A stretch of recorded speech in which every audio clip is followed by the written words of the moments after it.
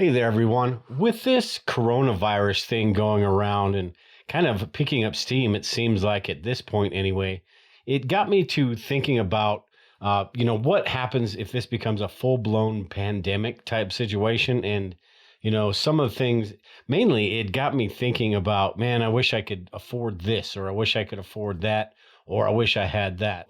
So, what I did was put together five things that I would want as kind of a prepping wish list.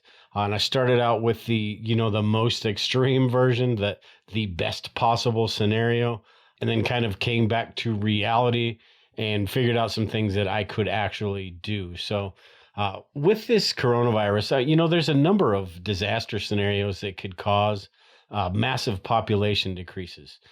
This stuff would in turn create a whole bunch of other problems. Could affect the economy, it could affect public services, our supply lines, and a bunch of other things. If food can't get to the grocery store or fuel can't get to the gas station, most people here in the United States would be clueless about what to do.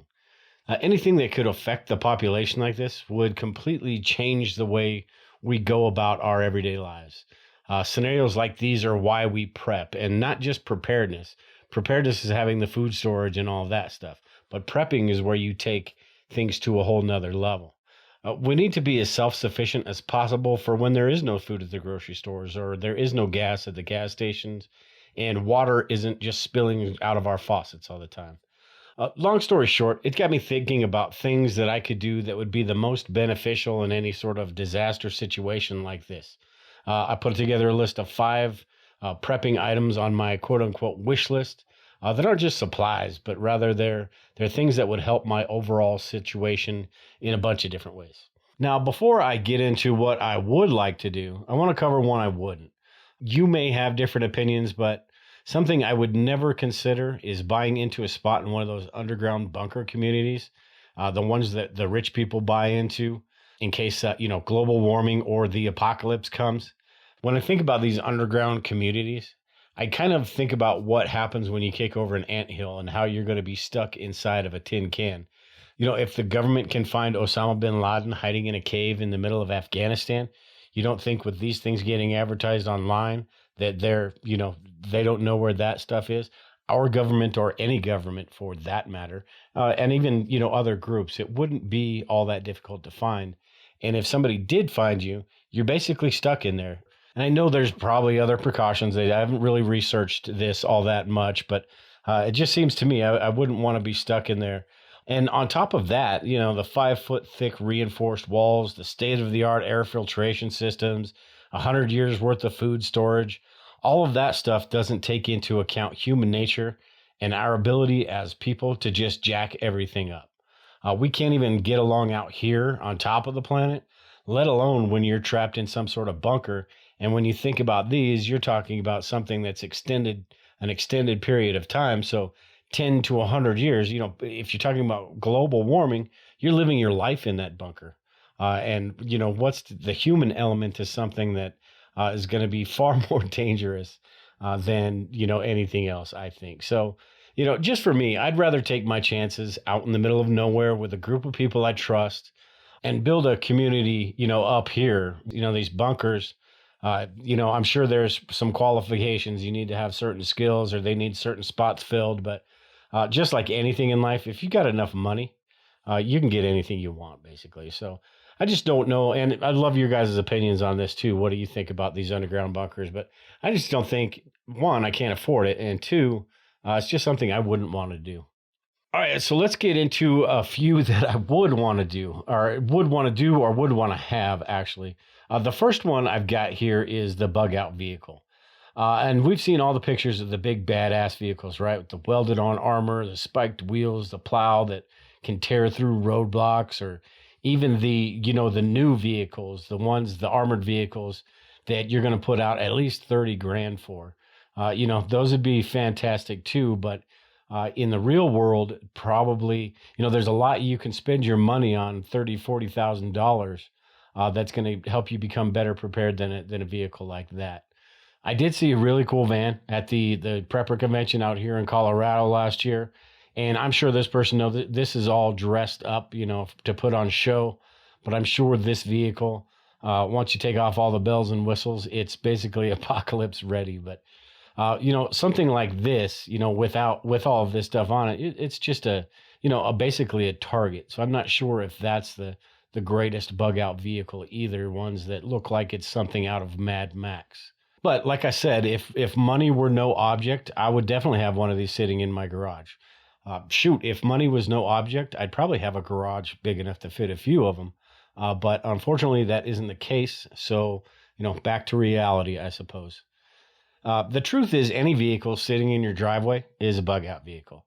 The one you drive to work every day is probably going to work just fine in a lot of disaster situations. But with situations where there's going to be environmental hazards, whether that's man made or otherwise, you need to avoid people or you need to go off road, your everyday vehicle may not cut it.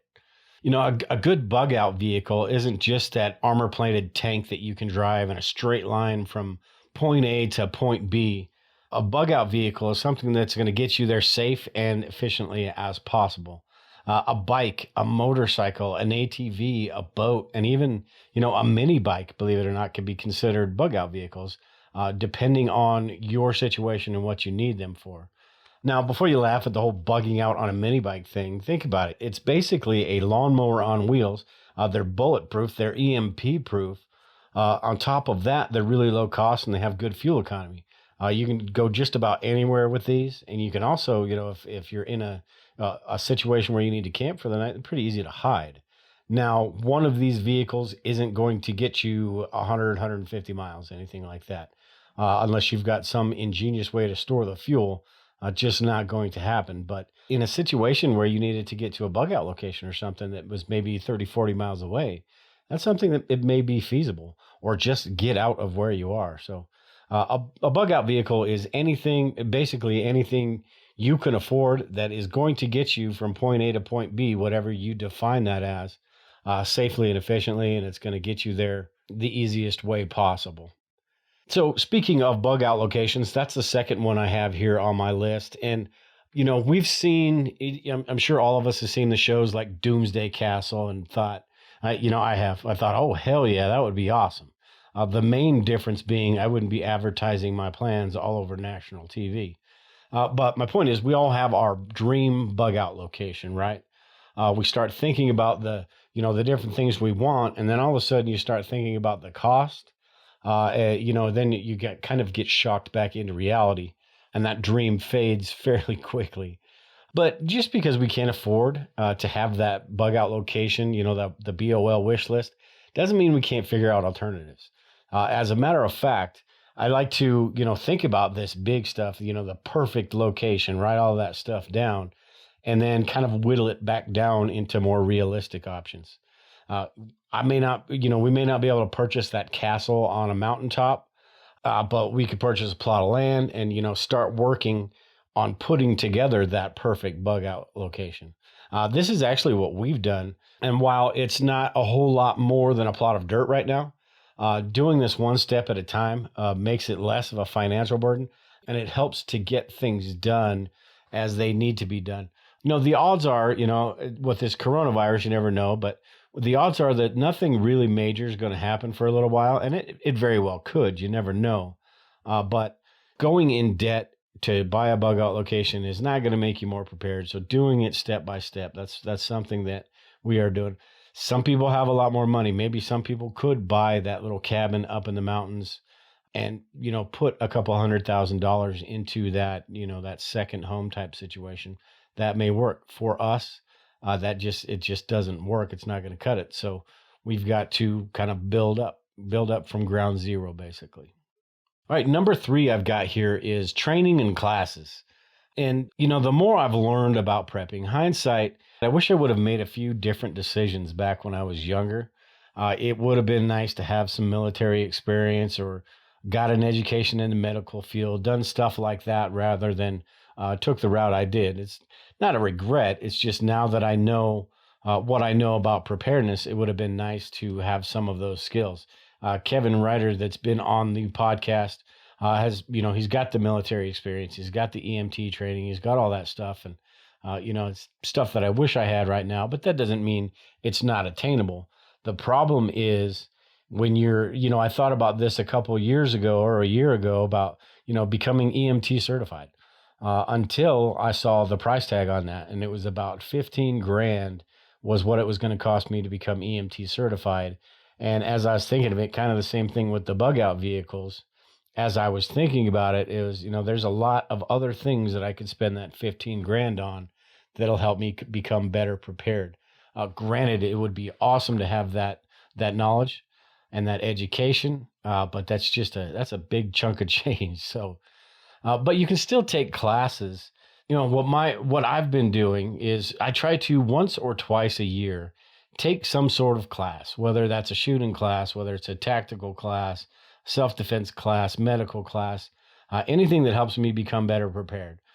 Try to do those a couple times a year and just learn more about this stuff.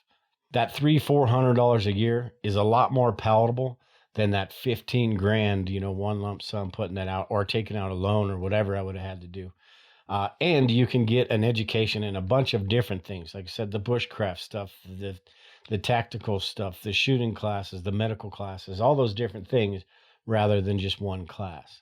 So that's number 3 on my wish list. I wish I had some more the quality training, not just taking some classes, but that real quality training that you get from the military or you get from, going to EMT classes and stuff like that. So, but that being said, it's not all is lost, right? You still take a bunch of different classes and you can learn about all of this stuff. So number 4 here I've got is hidden rooms and furniture and stuff like that. We've all seen pictures on the internet with the secret doors behind bookshelves, or, you move the rug in your kitchen and there's a little trap door you can go down under, or even the stairs that pull up. I've seen a bunch of different things on the internet. And if I was still a bachelor, maybe this would be a possibility.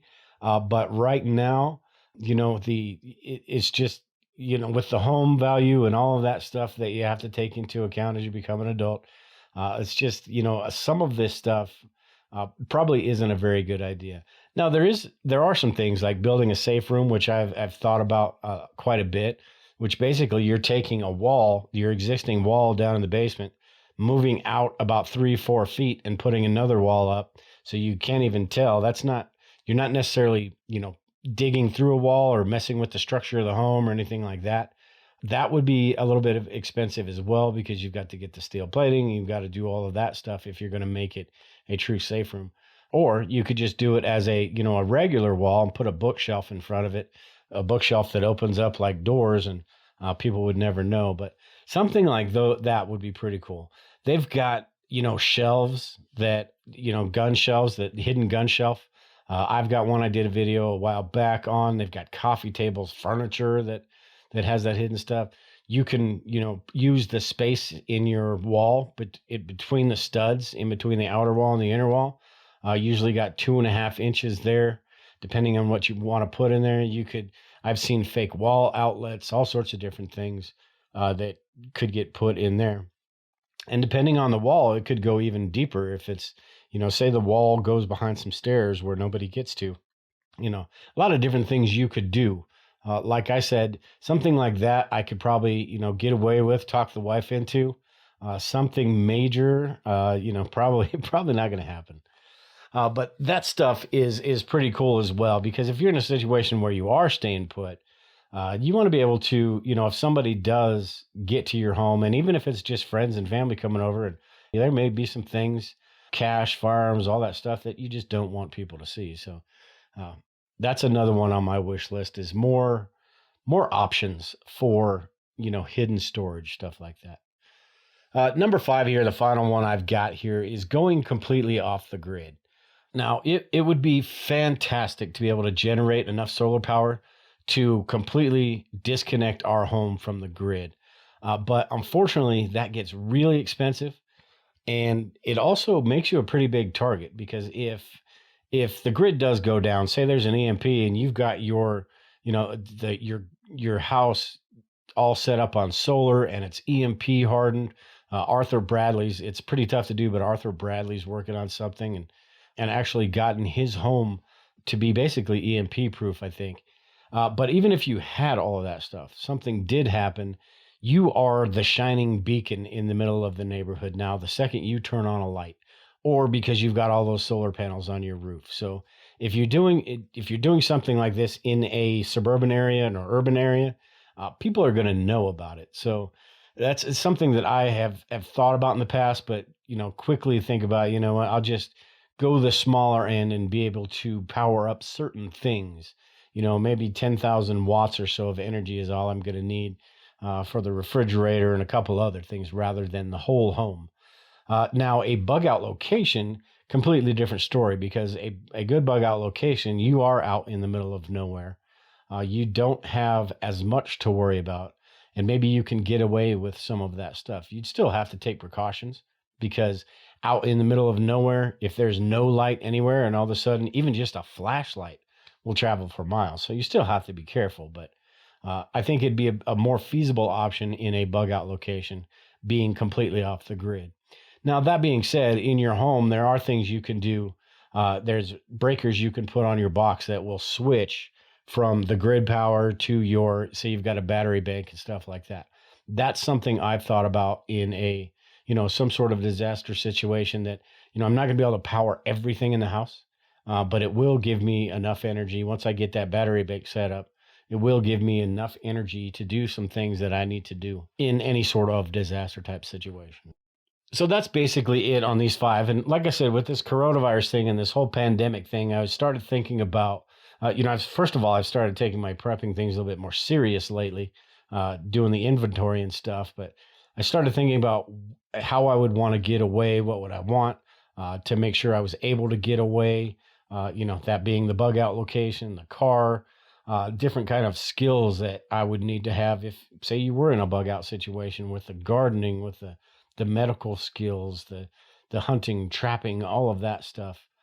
And then, setting up that bug out location really well with the hidden rooms and all that stuff. So if people did come across your property, they're not going to find all of this different stuff you have. Maybe you've got, or maybe you want something to, put your food storage in that's not right out in plain sight, that it takes a little bit to get to you, stuff like that. And then with that, the bug out location would be going completely off the grid. You would almost have to, because if you're in a good location, there probably aren't any power lines out there. So you've got to figure something out with drilling a well or maybe living by a stream and getting that power somehow, one way or another. But like I said, if you've got any questions or comments, leave them below.